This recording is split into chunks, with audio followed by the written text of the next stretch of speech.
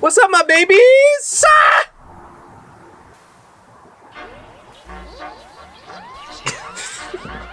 What the fuck?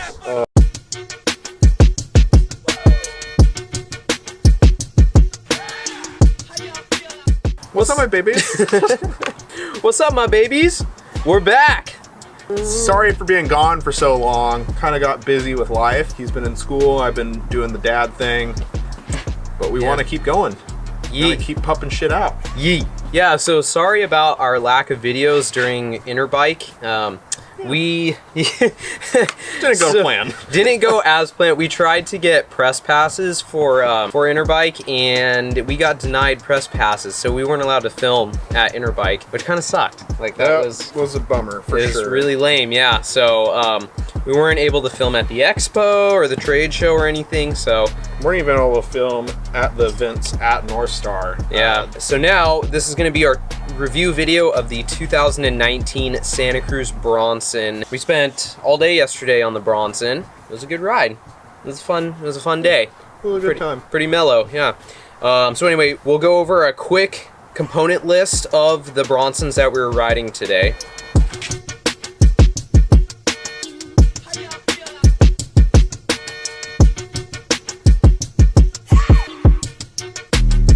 Alright guys, here's the build list on the 2019 Bronson CC. Suspension duties, we've got the Fox 36 factory with the Grip 2 damper in there. Out back we have the RockShox Super Deluxe air shock. Drivetrain, we're running the SRAM XX1 Eagle 12-speed with the new dub spacing on there. Wheels, we've got the Santa Cruz Reserve carbon rims laced up to some i9 hubs. Brakes, we're running the new Code RSC brakes.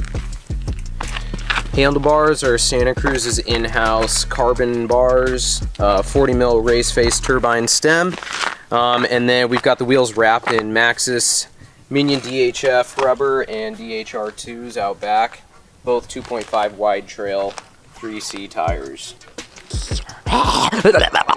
Now that we talked about the components on the bike, we're going to go ahead and jump right into the descents.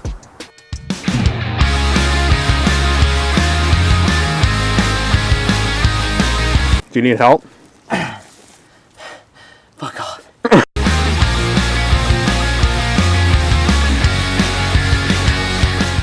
Pink Bike just did a review video on the 2019 Bronson, and they were kind of saying that they felt like they were sitting kind of deep in the travel, and we were both running 30% sag front and rear on the suspension, and we both felt like we were sitting really high in the suspension. You actually did the flip chip too. Yeah, and so with the Bronson they have the flip chip, so you can run it in the high or the low setting. So Ryan ran his in the high setting, I ran mine in the low setting.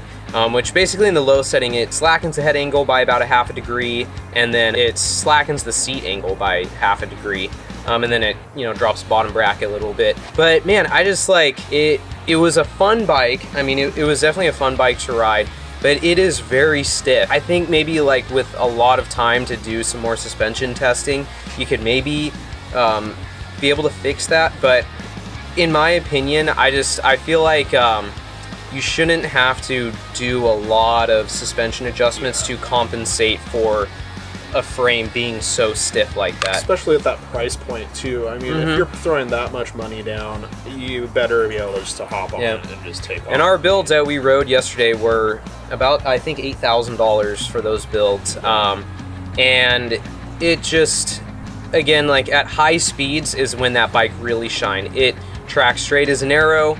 It was so stable at speed, but when you start slowing down a little bit, you get in that small chop, you feel that chop through every part of your body. My hands, arms, feet, legs, everything was getting rattled to my freaking core, man. Yeah, like, my jaw was rattling a lot there. Well, yeah, once you got past that though, once you got like, there's a sweet spot, and it's the weirdest thing, because you feel it, like, it sucks at a certain speed, and then you get like 1 mile an hour faster or something, and it's like, whoa, completely different bike. Like, completely changes everything. Yep. And I think that just goes back to getting into that actual kind of settling into the suspension a little bit more. The area that the bike really excelled though, that stiffness really helped in, was pedaling. And yeah. if you're coming out of a corner and you're getting on the gas and putting the power down, I mean, that bike just, it was, man, like it didn't even, no suspension bob in it at all. So now we've talked about the descending, we're gonna tackle the climbing of the bike.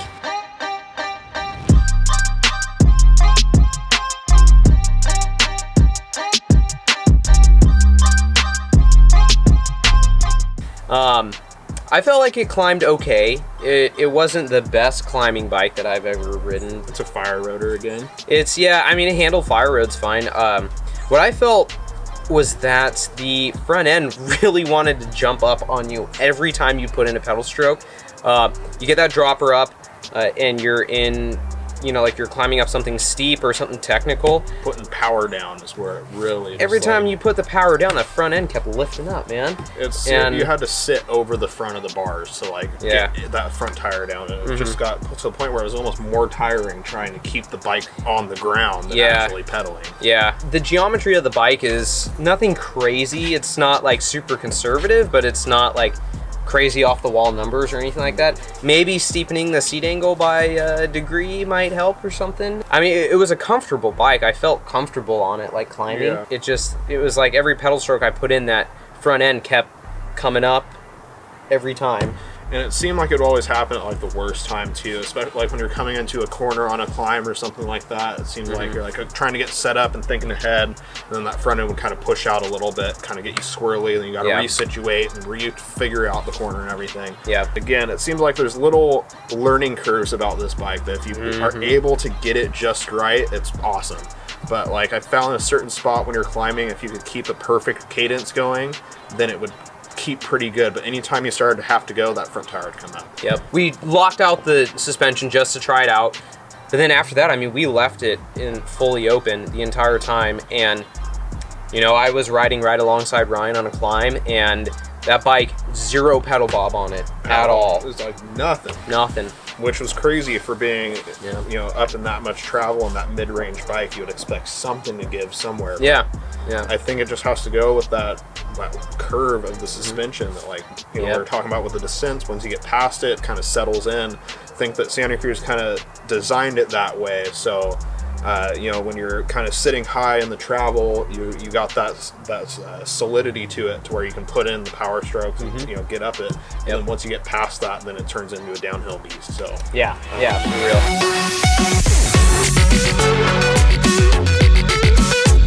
So our overall impression of the bike, it's a great bike for almost a weekend warrior. I know it's a high price point for that kind of category, but I really feel like if you're trying to race on it, it's kind of not going to do that as well enduro style racing. It's going to be solid. It's a great platform, but I feel like there's a lot of other bikes out there that would accomplish the racing better. I don't know.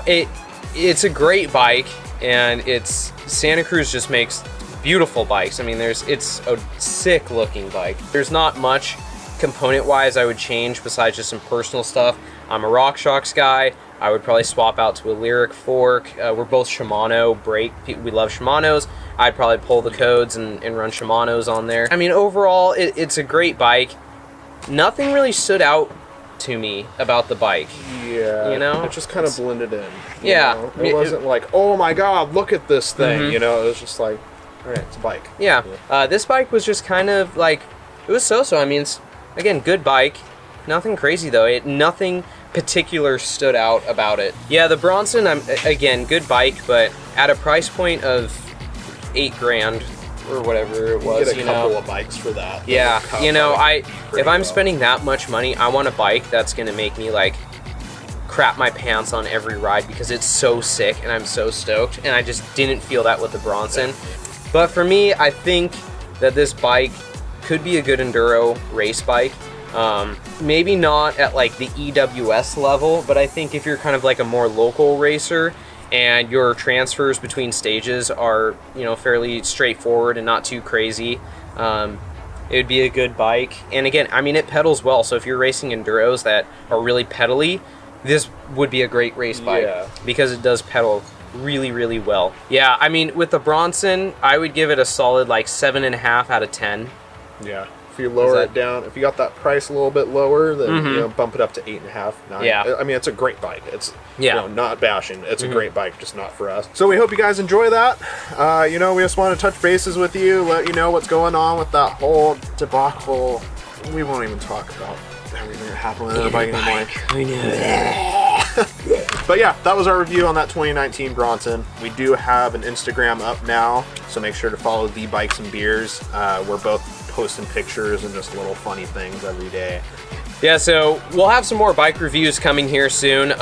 For me, it's getting a little bit hard to go and ride now in Oregon because we're getting the snow is coming, ski season starting. So I don't know if you guys want to do like some ski videos or something. Like drop us some comments or something like that. Let us know, and I can do some ski videos up there and stuff. And Ryan can keep doing some bike videos. But yeah, just let us know and keep supporting the channel. Go follow the Instagram page and hit us up. All right, guys. We will catch you on the next video. Yee. Yee.